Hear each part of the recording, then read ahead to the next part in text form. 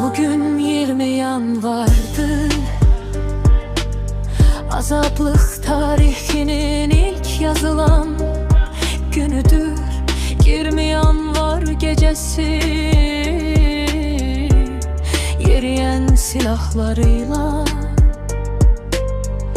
gafleten hücum ettiler.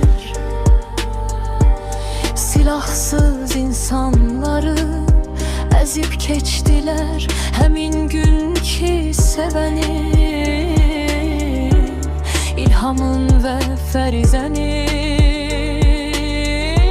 dağlar dastan oldu. Azadlıq müharibəsi bax beləcə başladı. Yeganə general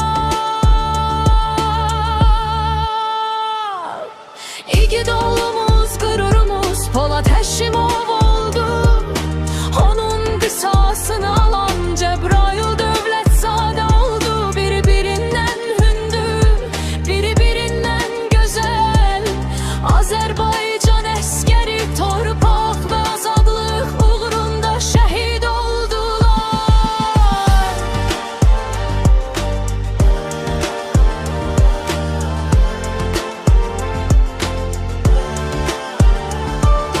Qanları tökülən torpaqlarda qırmızı lalələr bitdi.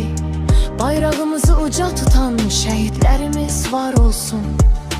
Dünya onları tanısın, Azərbaycan oğulları. Ey hünərli, ey cəsur Azərbaycan igidləri.